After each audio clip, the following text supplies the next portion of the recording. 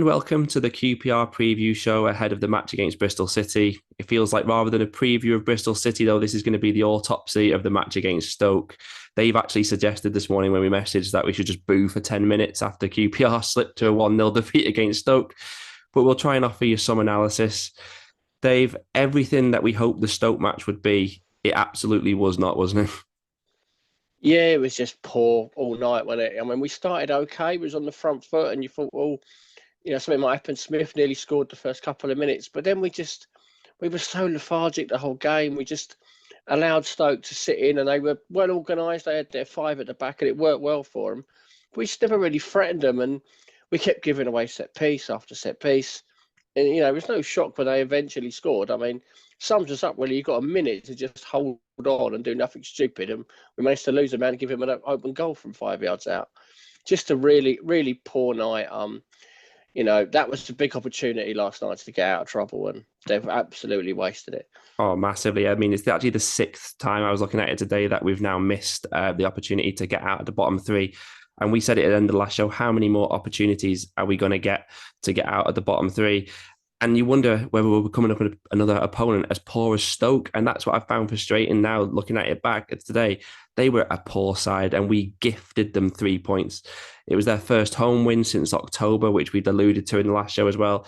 And you could see why they hadn't won at home since October. And that is a major frustration, how poor they were. And we've, like you said yourself, gifted them 3 points almost.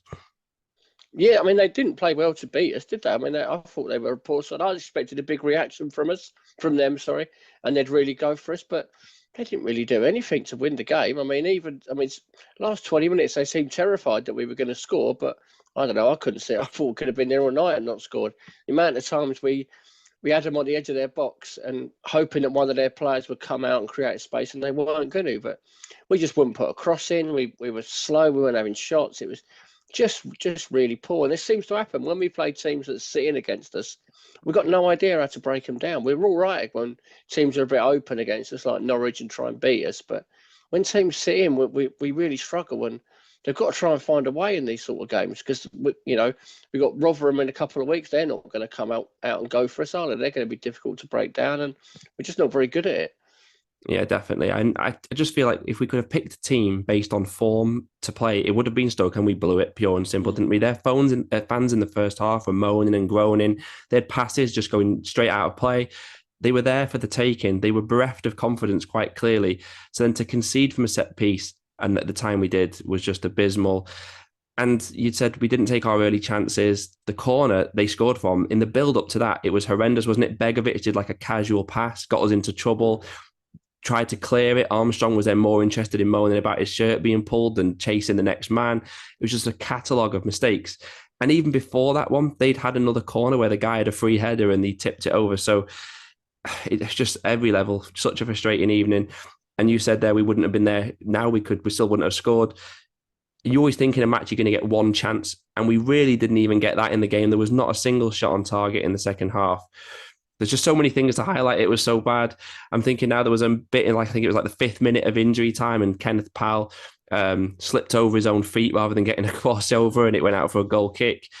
And you're talking about us being pedestrian in our play. There was another thing that springs to mind where we had like a free kick or a corner, and they cleared the ball and it fell to Steve Cook just outside the box. We had all our players forward and he just passed it back to Reggie Cannon.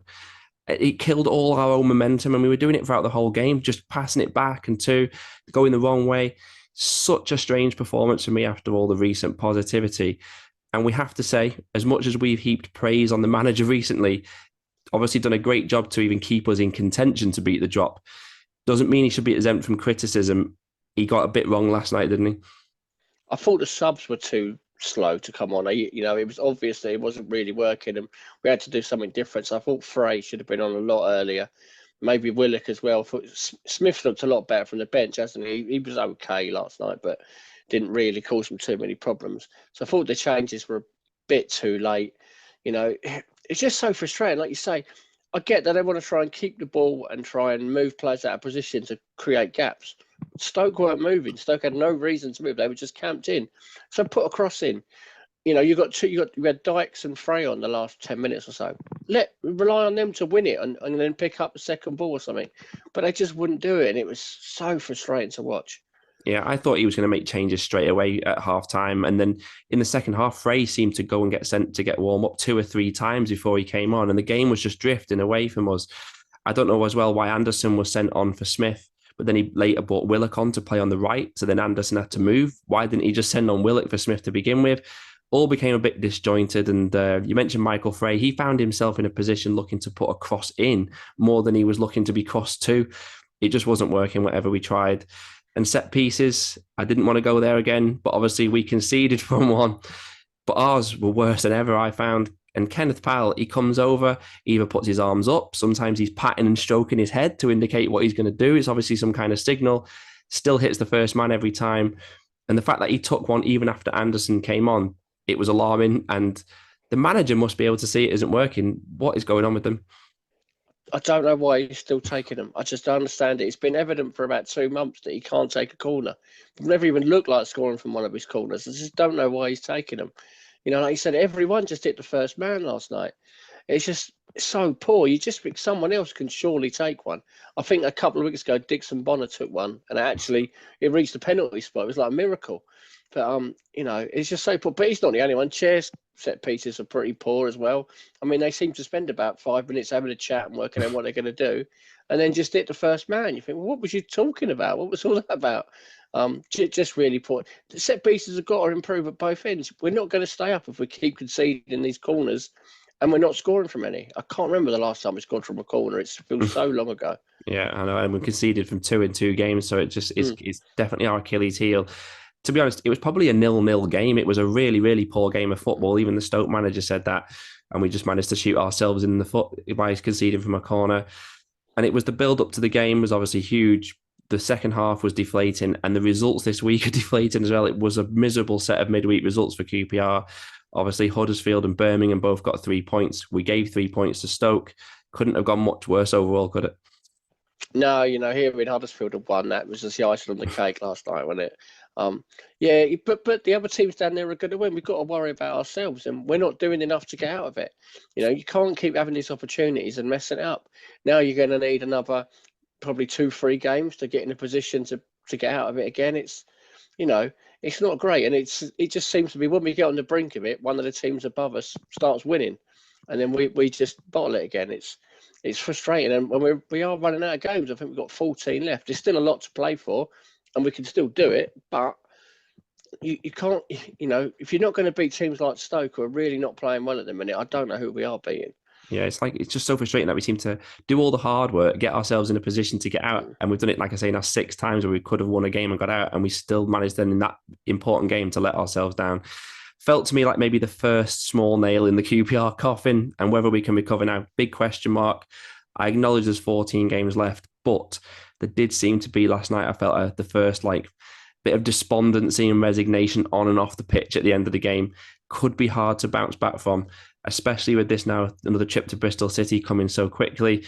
Let's try and move on to that one if we can. Obviously, it was a 0-0 draw match between the two sides earlier in the season, a very forgettable match back in November. Genuinely, if anyone can remember anything about that game, I don't know how you do, because it was a very forgettable match. We haven't lost at Ashton Gate since 2019, but after 6 games without a win, typically with QPR coming in the horizon, they got an excellent win away at Middlesbrough, followed that up by beating Southampton, their first defeat since the 23rd of September, which shows what an epic match and performance that was. 25-game unbeaten run for Southampton. It was a club record.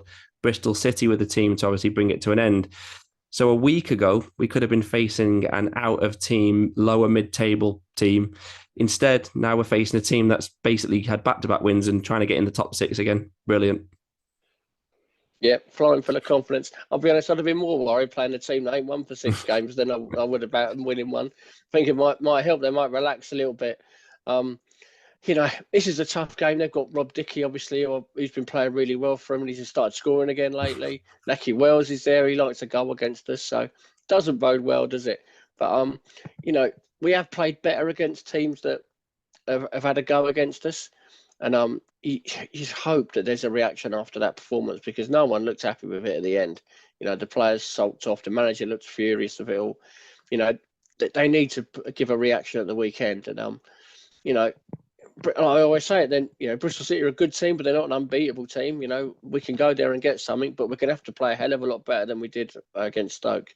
Yeah, I think there's a few factors. I mean, so they're going to be full of confidence. They've had an extra day off. They're at home. It's another away trip for our players. They're probably going to be away all week, and carrying that defeat on the shoulders, like you're saying, whether they can respond and bounce back, it is the big question mark this week now.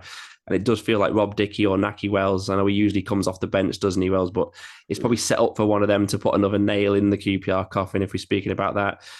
For QPR, I'm saying it already, the question mark is, where do we go from here? We keep failing to take the opportunities, get ourselves into contention, let ourselves down. And with only 2 days off, tired legs, disappointment to overcome, can they overcome it in that short amount of time? They're going to have to. They're going to have to get on with it. They've put themselves in that position. They've got to get themselves out of it.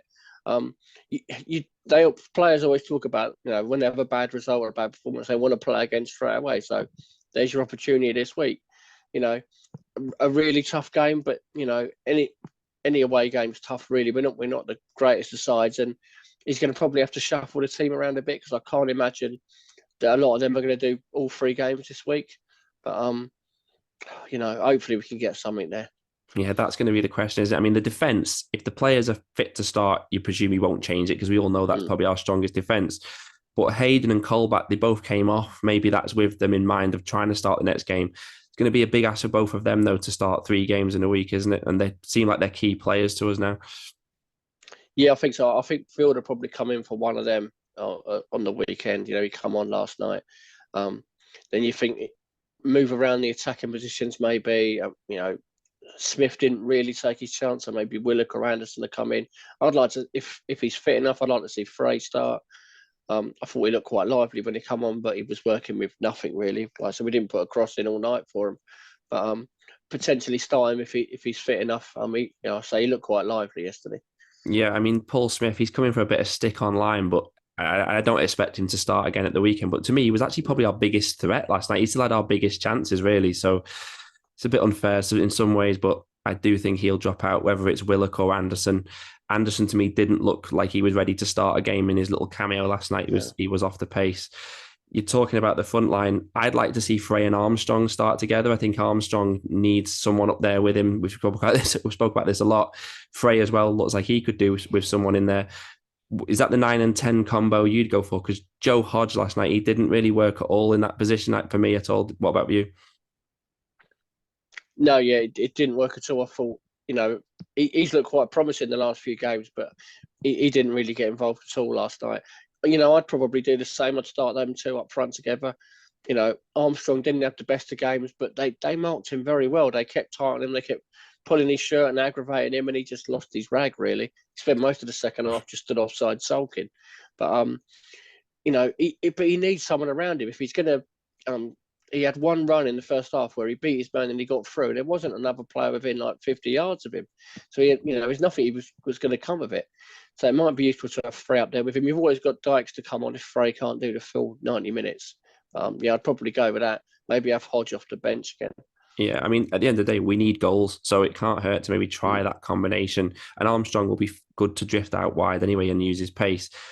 I don't know if we will see both of them start together. I think he probably does like Hodge. He played the full 90 minutes as well. Maybe he'll drop Armstrong and have him as an option off the bench as well.